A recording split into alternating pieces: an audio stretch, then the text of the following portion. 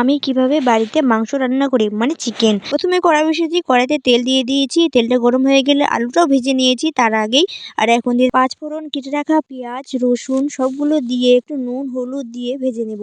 এগুলো একটু লাল লাল হয়ে গেলেই একটু কালার চলে আসলেই দিতে হবে মাংসটা দেওয়ার পর একটু নাড়াচাড়া করে নিয়ে আর যতটা লবণ দিয়ে দিবে আর দিবে হলুদ গুঁড়ো একটু, সব দিয়ে দেওয়ার পর একটু নাড়াচাড়া করে নিয়ে জল দিয়ে দিবে, জল দিয়ে একটু ঢাকনা দিয়ে দিবে, তাহলে মাংসটা বেশ সিদ্ধ হবে। আমার জল দেওয়া আগে সিদ্ধ হয়ে গেছে, শুকিয়ে গেছে। জলটা শুকিয়ে নেওয়ার পর সে আদা রসুন লঙ্কা মশলা বেটে রাখাটা পেস্টটা দিয়ে দিতে হবে।